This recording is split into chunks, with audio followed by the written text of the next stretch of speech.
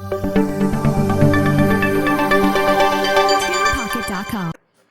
बच्चों, कैसे हो आप सभी लोग। आई होप आप सब लोग बहुत अच्छे होंगे और अपनी हेल्थ का भी बहुत अच्छे से ध्यान रख रहे होंगे। इस वीडियो में हम लोग बात करने जा रहे हैं अबाउट ब्लैक बॉडी रेडिएशन। लेकिन ब्लैक बॉडी रेडिएशन पढ़ने से पहले थोड़ा सा बैकग्राउंड समझने की कोशिश करते हैं कि आखिर इसका कंसेप्ट क्यों आया और कैसे आया। पिछले वीडियो में हम लोगों ने बात की थी इलेक्ट्रोमैग्नेटिक स्पेक्ट्रम की। हम लोगों ने बात की थी इलेक्ट्रोमैग्नेटिक स्पेक्ट्रम की, ठीक है, और इलेक्ट्रोमैग्नेटिक रेडिएशन की। इलेक्ट्रोमैग्नेटिक रेडिएशन जो कि मैक्सवेल ने दिया था वो क्या रिप्रेजेंट करता है? वो रिप्रेजेंट करता है वेव नेचर। वो क्या रिप्रेजेंट करता है? वेव नेचर ऑफ लाइट, है ना, वेव नेचर। तो जो इलेक्ट्रोमैग्नेटिक रेडिएशन है वो कुछ कुछ फिनोमिनन को एक्सप्लेन नहीं कर पाता है, कुछ को तो एक्सप्लेन करता है। जैसे कि मान लीजिए इंटरफेरेंस। अगर आप शुरू से शुरू करें तो देखिए, पहले इलेक्ट्रोमैग्नेटिक रेडिएशन की जरूरत क्यों पड़ी? क्योंकि जो इंटरफेरेंस और डिफ्रैक्शन फिनोमिनन थे वो पार्टिकल नेचर से एक्सप्लेन नहीं हो पा रहे थे, है ना। तो उसको एक्सप्लेन करने के लिए इलेक्ट्रोमैग्नेटिक रेडिएशन आया। अब ये इंटरफेरेंस और डिफ्रैक्शन तो ये एक्सप्लेन कर पा रहे हैं, लेकिन फिर कुछ और ऐसे फिनोमिना है जिसको कि नहीं एक्सप्लेन कर पा रहे, जो कि बन गया लिमिटेशन ऑफ इलेक्ट्रोमैग्नेटिक रेडिएशन। तो अगर बात करते हैं लिमिटेशन की, लिमिटेशन ऑफ इलेक्ट्रोमैग्नेटिक रेडिएशन, तो इलेक्ट्रोमैग्नेटिक रेडिएशन, रेडिएशन को भी मैंने EMR लिख दिया, राइट। तो सबसे पहली बात कि ये ब्लैक बॉडी रेडिएशन को एक्सप्लेन नहीं कर पाया, ब्लैक बॉडी रेडिएशन को एक्सप्लेन नहीं कर पाया। दूसरी चीज क्या हो गई? फोटो इलेक्ट्रिक इफेक्ट को ये एक्सप्लेन नहीं कर पाया, फोटो इलेक्ट्रिक इफेक्ट को ये एक्सप्लेन नहीं कर पाया। एट द सेम टाइम जो एटॉमिक स्पेक्ट्रम है, हाइड्रोजन लाइक जो एटॉमिक स्पेक्ट्रम होता है वो भी एक्सप्लेन नहीं कर पाया, लेकिन हम इसको छोड़ देते हैं, राइट। तो ये दो मेन चीजें हैं जिसको कि इलेक्ट्रोमैग्नेटिक रेडिएशन एक्सप्लेन नहीं कर पाया। तो इसी के एक्सप्लेनेशन के लिए ये फर्दर आपको पढ़ना है कि भाई आखिर ब्लैक बॉडी रेडिएशन क्या है, फोटो इलेक्ट्रिक इफेक्ट क्या है। यहां पर दो चीजें समझना जरूरी है कि जब इलेक्ट्रोमैग्नेटिक रेडिएशन की बात मैक्सवेल ने की थी तो मैक्सवेल ने कहा था कि ये रेडिएशन एक कंटिन्यूअस रेडिएशन है। कंटिन्यूअस रेडिएशन का क्या मतलब हो गया कि मान लीजिए अगर कोई, आपने तो ये पढ़ा ही है ना कि एक चार्ज बॉडी दूसरे चार्ज बॉडी के चारों तरफ चक्कर लगा रही तो वो एनर्जी का क्या करेगी? एमिशन करेगी, ठीक है। और ये जो एमिशन होगा, इस एमिशन में कोई भी वेवलेंथ या कोई भी फ्रीक्वेंसी का चेंज नहीं होगा। There should not be no change. ये लिमिटेशन इतना ही है, नो चेंज। या आप ऐसे बोल सकते हैं कि जो EM रेडिएशन है, इलेक्ट्रोमैग्नेटिक रेडिएशन है, वो क्या है? These are continuous in nature, continuous in nature, right. तो कंटिन्यूअस का क्या मतलब हो गया? लैम्डा एंड फ्रीक्वेंसी कांस्टेंट, मतलब ये चेंज नहीं होगी, तभी तो कंटिन्यूअस माना जाएगा। कि कोई भी एक बॉडी है, अगर वो एनर्जी रेडिएट कर रही तो सेम वेवलेंथ की एनर्जी रेडिएट करती ही चली जा रही, करती चली जा रही। अगर सेम वेवलेंथ है तो ऑब्वियसली वो चेंज नहीं होगी, और जब वेवलेंथ नहीं चेंज होगी तो जो फ्रीक्वेंसी वो भी चेंज नहीं होनी चाहिए, ठीक है। लेकिन ऐसा तो नहीं होता है। आप एग्जाम्पल देखिए, आप एग्जाम्पल में देखिए, आप आयरन रॉड है, आयरन रॉड को आप हीट करना शुरू करिए तो इस मैक्सवेल के हिसाब से क्या होना चाहिए कि जो हीट करते जा रहे, दैट मींस एनर्जी बढ़ाते जा रहे हैं। तो एनर्जी बढ़ा रहे हैं तो आप देखेंगे कि आयरन के कलर में चेंज आना शुरू होता है। पहले रेड होगा, फिर येलो होगा, फिर फाइनली व्हाइट हो जाएगा, ऐसे ही होता है। तो मैक्सवेल के हिसाब से ये नहीं होना चाहिए था, क्योंकि वेवलेंथ कांस्टेंट है ना। चेंज क्या हो सकता था? चेंज हो सकता था इंटेंसिटी बढ़ती चली जाती, लेकिन ऐसा नहीं होता है। आप जैसे जैसे हीट बढ़ाते जाते हैं वेवलेंथ में भी चेंज आता है। तो जो मैक्सवेल का जो कंटिन्यूअस थ्योरी थी कि हाँ जो इलेक्ट्रोमैग्नेटिक रेडिएशन है वो कंटिन्यूअस नेचर की है, वो फेल हो जाती है, ठीक है। फिर सवाल आता है कि फिर आखिर ये ब्लैक बॉडी रेडिएशन क्या है, जिसको कि आज हमें डिटेल में पढ़ना है। तो पहले ब्लैक बॉडी पढ़ने से पहले थोड़ा सा छोटा सा कंसेप्ट समझने की कोशिश करते हैं। मान लीजिए हमारे पास कोई भी एक ऑब्जेक्ट है, ठीक है, और इस ऑब्जेक्ट पर अगर आप कोई सर्टेन रेडिएशन डालते हैं तो क्या होता है? कुछ रेडिएशन तो रिफ्लेक्ट हो जाती है और कुछ रेडिएशन क्या हो जाती है? एब्जॉर्ब हो जाती है ना। तो कोई भी नॉर्मल बॉडी, रिफ्लेक्शन सभी लोगों ने फिजिक्स में पढ़ा होगा, कुछ रिफ्लेक्ट हो जाता है, कुछ रिफ्लेक्ट हो जाता है। तो यहाँ पर कुछ रिफ्लेक्ट हो गया, कुछ एब्जॉर्ब हो गया। तो ये नॉर्मल केसेस का सिनेरियो है, नॉर्मल ऑब्जेक्ट्स का सिनेरियो है। लेकिन अगर हम ब्लैक बॉडी की बात करते हैं तो ब्लैक बॉडी एक ऐसा ऑब्जेक्ट है जिसमें आप जितना भी रेडिएशन डालते हैं वो पूरा का पूरा एब्जॉर्ब कर लेगा, कुछ भी रिफ्लेक्ट नहीं करता है। तो ब्लैक बॉडी क्या होते हैं? ये होते हैं perfect absorbers, perfect absorbers, right. पहली चीज जो ब्लैक बॉडी है वो क्या है? परफेक्ट, जितनी हीट भी पूरी की पूरी हीट उन्होंने एब्जॉर्ब कर ली, ठीक है। अब सवाल यह है भाई हीट एब्जॉर्ब तो कर ली लेकिन वो हीट एमिट भी तो करेंगे, तो जितनी हीट एब्जॉर्ब की थी ये माना जाता है कि ब्लैक बॉडी जितनी हीट एब्जॉर्ब करता है पूरी की पूरी रेडिएट कर देता है, ठीक है। तो जैसे ये परफेक्ट एब्जॉर्बर्स है वैसे ही परफेक्ट क्या है? एमिटर्स भी हैं, परफेक्ट इमिटर्स।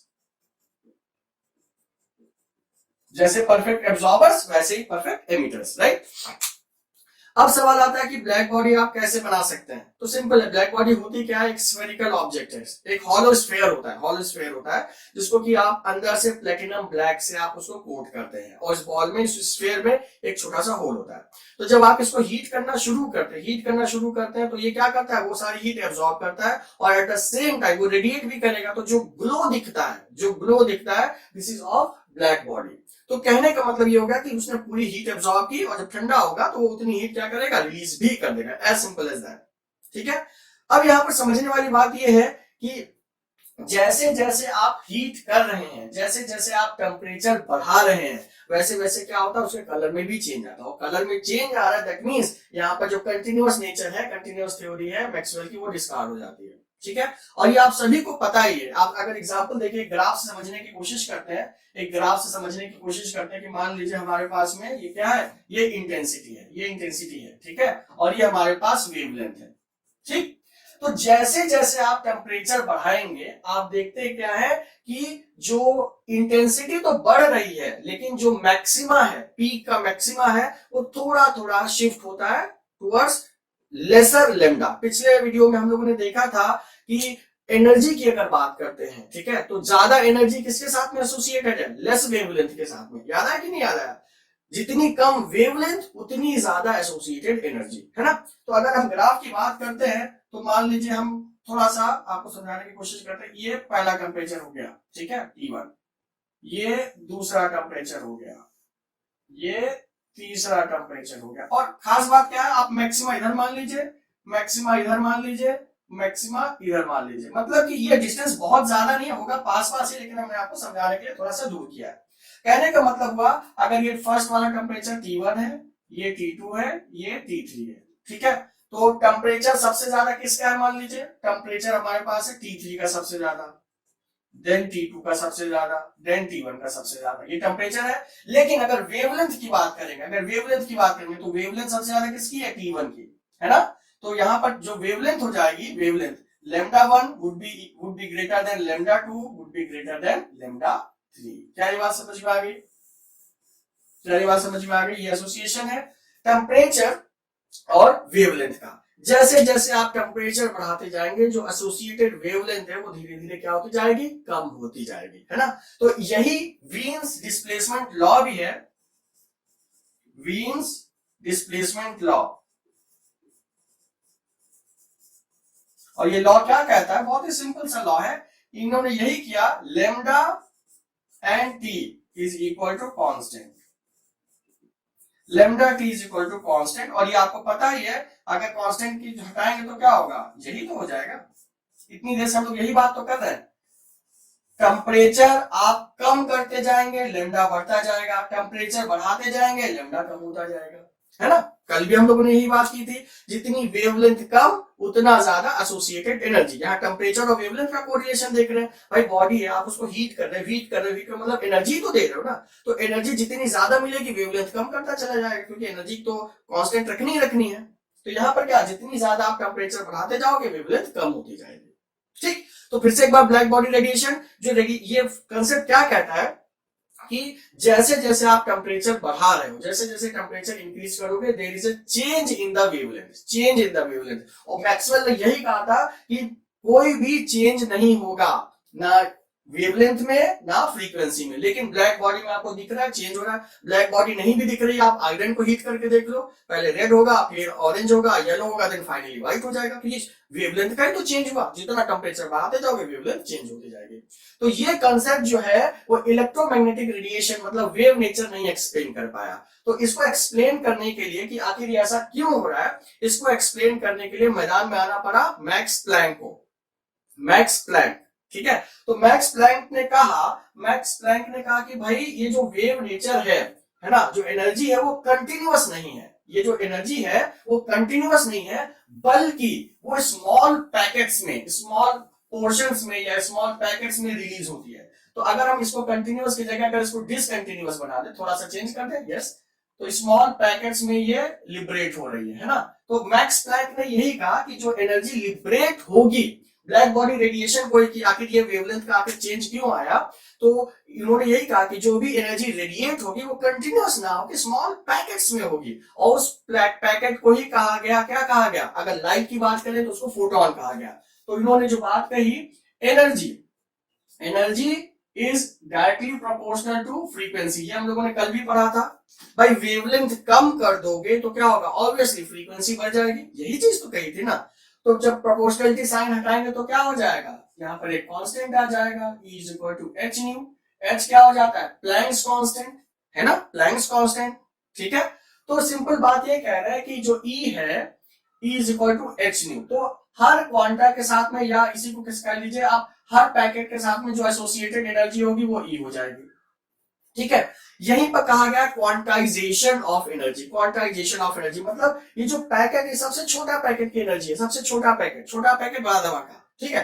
तो इसको आप फर्दर और सिंप्लीफाई नहीं कर सकते। हाँ, ये सबसे स्मॉलेस्ट है, नो डाउट। अगर आपको टोटल एनर्जी निकालनी होगी तो आप क्या कर सकते हैं, आप इसके आगे एन फैक्टर और लगा दीजिए। एन का मतलब क्या होगा, कितने ऐसे क्वांटा हैं, ठीक है। क्वांटाइजेशन का मतलब हो गया कि वो एक छोटे छोटे पैकेट्स में लिबरेट हो रही है, रिलीज हो रही है, और टोटल एनर्जी आप फाइंड आउट कर सकते हैं E is equal to N H nu से, ठीक है। अगर यही स्पेशल केस देख लेते हैं लाइट के साथ में, तो जो एक लाइट है, सबसे स्मॉलेस्ट जो पैकेट होगी उसको आप क्या बोलते हैं, उसी को आप बोलते हैं फोटोन। क्या बोलते हैं, फोटोन, ठीक है। तो E is equal to H nu, H Planck's constant है, एच क्या है, प्लैंक्स कांस्टेंट है, ठीक है। और अगर आपके पास ऐसे बहुत सारे नंबर हैं इस तरीके के पैकेट के, तो आप वहां पर इंटीग्रल फैक्टर आप लगा सकते हैं, एन लगा दीजिए, ठीक है। एन की वैल्यू क्या हो जाएगी, जितने नंबर्स हो जाएंगे, ये इंटीजर है, ठीक है। दूसरी चीज क्या हो जाएगी, एच की वैल्यू क्या होती है, 6.6 into 10 to the power minus 34 joule पर सेकेंड, है ना। एक बार वैल्यू देख भी सकते हैं। तो ये हो जाएगा आपका प्लैंक्स, मैक्स प्लैंक ने थ्योरी दी थी, और ये हो जाएगा आपका प्लैंक्स कांस्टेंट, राइट। तो ये जो मैक्स प्लैंक ने जो थ्योरी दी थी वो किसको एक्सप्लेन करने के लिए दी थी, वो एक्सप्लेन करने के लिए दी थी ब्लैक बॉडी रेडिएशन। आप देखो, जैसे मान लो यहां पर एनर्जी एसोसिएटेड है, ठीक है, तो इसकी फ्रीक्वेंसी मान लो ज्यादा है, फ्रीक्वेंसी ज्यादा, एनर्जी ज्यादा होगी। इसी की फ्रीक्वेंसी कम कर दोगे तो एनर्जी कम हो जाएगी। तो मतलब ये डिसकंटिन्यूअस है। तो वो एक्सप्लेन कर रहा है कि कभी वो येलो हुआ, फिर कभी व्हाइट हो गया, फिर कभी रेड हो गया, मतलब फ्रीक्वेंसी चेंज हो रही, मतलब वेवलेंथ चेंज हो रहा है, तो एसोसिएटेड एनर्जी भी क्या हो जाएगी, चेंज होगी, ठीक है बच्चों।